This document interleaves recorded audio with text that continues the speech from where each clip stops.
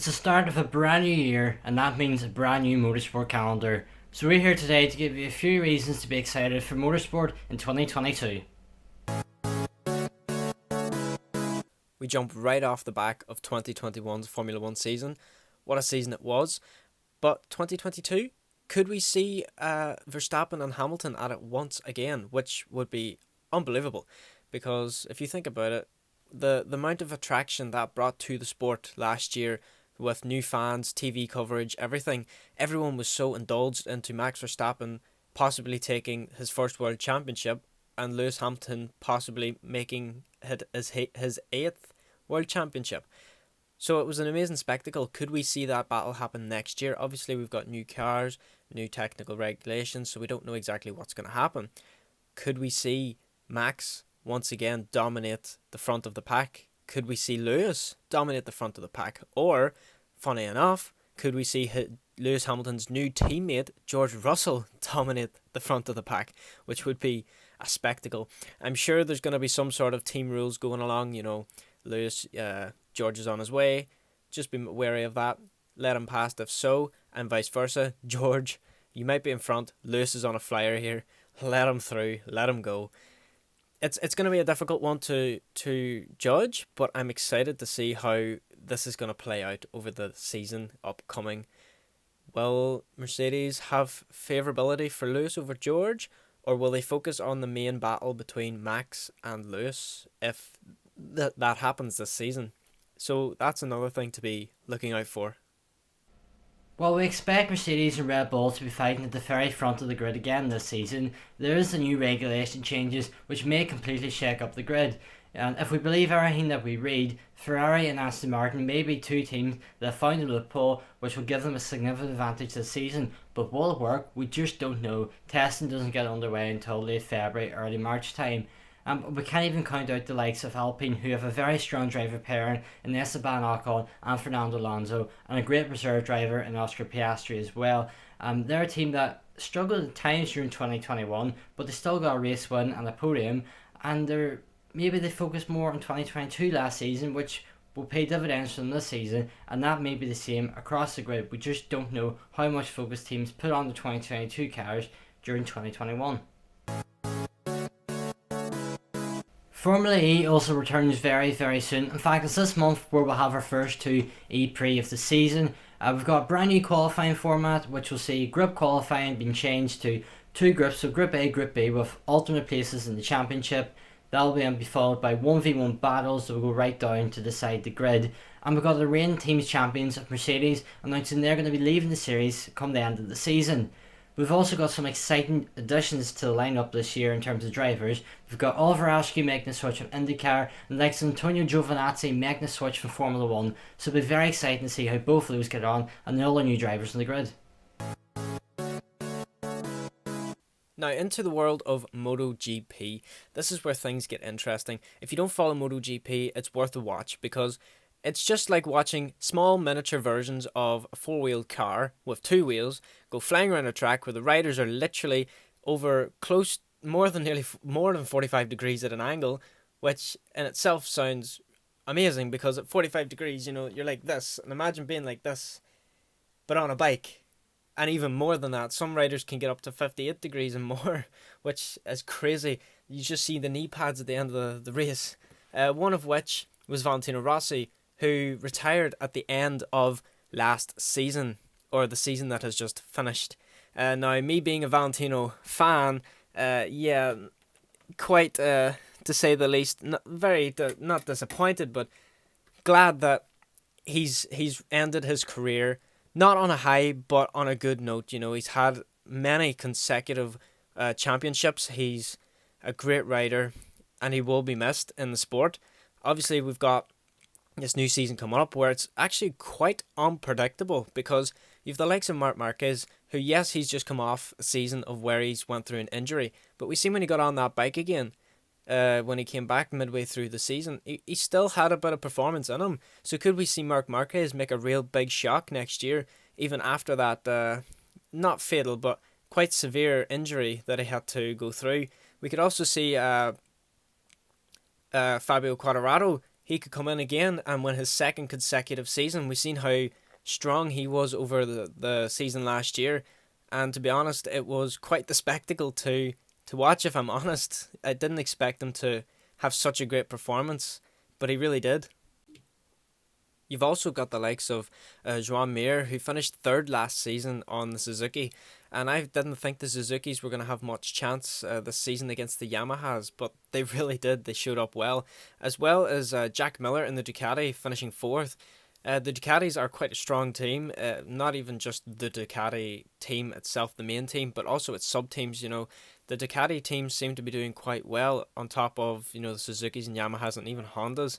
So it's going to be quite the spectacle to see coming into this current season, to see who's really going to take it, as well as coming into 2023, which is obviously the season after. But this season's crucial for many riders because a lot of contracts are up.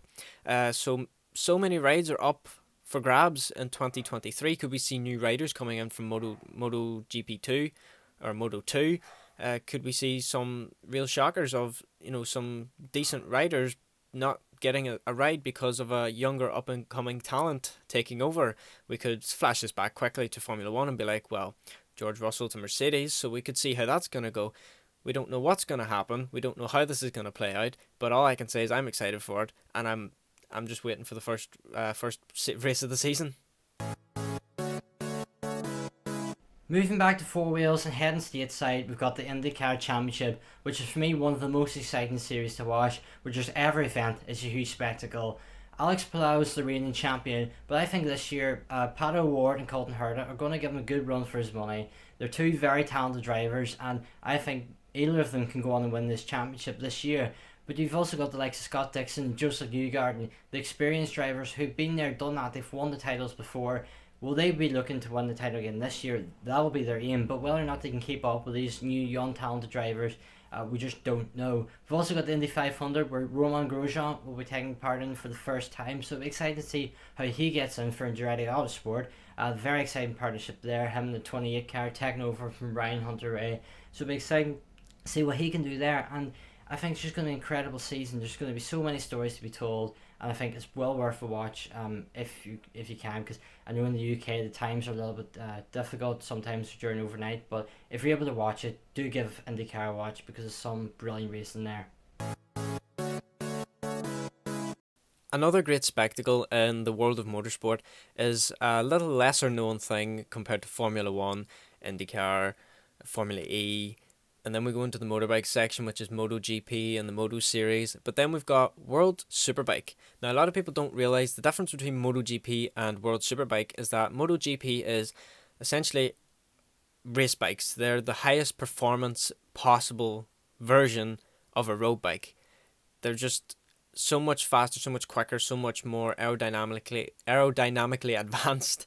It's unbelievable what those riders can do, and even the teams can do to those bikes, just to extract the very most little extra bit of performance compared to what they can do at the factory when designing a road bike. Whereas World Superbike is essentially a road bike you can buy tuned, which is crazy to think that someone can just go and buy one of these bikes from their local dealer and get it tuned almost to be the same, well, maybe not as great as what these superbike teams can do, but it's pretty much the same thing I'm getting at here. Anyway, in World Superbike we have Jonathan Rea, who has just missed out last season on the World Championship to Razgatlioglu. So very, very close championship, I must say. There wasn't many points in it. There was, I think, 13 points in it altogether. Now that was Toprak Razgatlioglu on the Yamaha. The Yamaha R1, obviously, probably one of the fastest bikes Yamaha makes, and it's really fast, I must say. And especially for him, he's an amazing rider. Then we have the British GT Championship. For me, one of the most underrated series out there. Liam Machiski and Dennis Lind will return as champions, and they'll be hoping to defend their crown, but they'll face some very tough competition with a very competitive GT3 grid behind them. And the GT4 class as well is also looking very strong, so it'll be an incredible battle there for the title.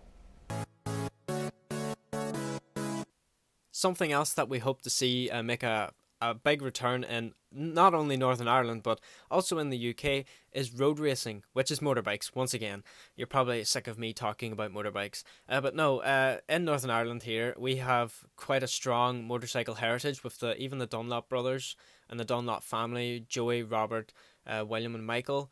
Unfortunately, three of those are no longer with us. Michael still is here. Um, Northern Ireland's just one of the biggest spots, as well as obviously the Isle of Man. Now, Isle of Man obviously has its own Isle of Man TT, which, to be honest, is probably the most dangerous road race you can get. It's fast, it's dangerous, it's tight. It's if you watch an onboard of Michael Dunlop, it's just it literally sets you back, because you don't realize how fast these guys are going until you get an almost POV view, a point of, just seeing it right there in front of you, how quick these guys and how close they are to the curbs of the footpaths, or even the sides of the road, or even the hedges and the trees and the walls of people's houses, and they're doing maybe 150, nearly 160 mile an hour on these public roads. It's insane.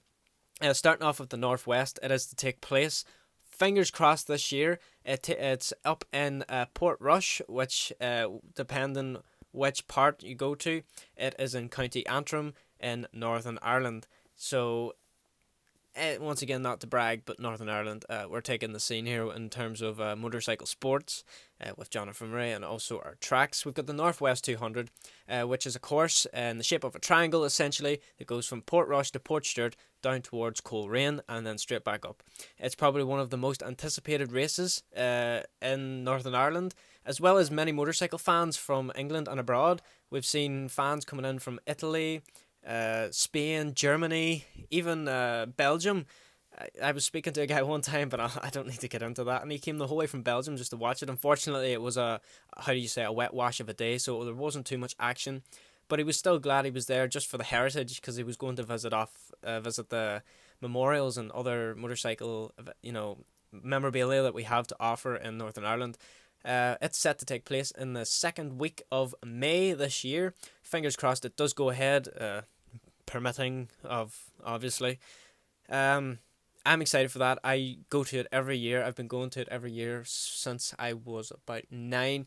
And I'm 19 now, so that's well over 10 years. Obviously, we haven't had it for the last 2 because of, so I'm really excited to get back to that. We've got a few big names coming, hopefully, this season. I say season, but it's more of a year, because it's not really a seasonalized thing. I'm talking too much. So we'll move on as well to one of the other ones, which is the Ulster Grand Prix. Now, it is Northern Ireland, and most likely the fastest road race you will get. It's where Guy Martin pretty much ended his motorcycle racing career there when he came off. High speeds, I can't exactly remember what year it was, but it's one of those things, you have to see it to believe it. Road racing is a thrilling sport. Your heart gets racing, especially when you're watching on the monitor. You're seeing 3 riders side by side on this small narrow road, and you're like, how is this possible? Slipstreaming each other before a chicane comes up, or a sharp left hand turn, or even a junction to the next road. It is unbelievably crazy how fast these bikes go around the roads. These guys live with no fear at all. Nothing. And if they can ride sub, maybe 130 once again around these roads, nothing's going to scare them, honestly. It's unbelievable. And just to top it off, the Isle of Man TT once again, it usually takes place a week or 2 weeks after the Northwest. It's probably one of the most excitable motorcycle races, because I think nearly everyone has heard of the Isle of Man TT at some point. There's people in America, or even when I was watching a live stream, there's people from America tuning in just to watch it, and it might even be like, I don't know, nighttime, sometime in the night for them. And it's crazy that even though it's not a big sport, road racing, it's still big enough that it has a worldwide audience. What a year this is going to be for motorsport. Will we see the reigning champions defend their crowns? Will we see the drivers that took the titles off come back for revenge? Or will there be a surprise star in each series to go and win the title? We just don't know. We'll know this time next year. and I personally can't wait to see what unfolds this year. We even got the likes of 24 Hours of Le Mans still to come, which is very, very exciting. There's some fantastic races throughout the season, and we'll hope to cover it all here on the Apex Motorsport. So thank you all so much for watching this video, and I hope you all join us in the next one. Goodbye.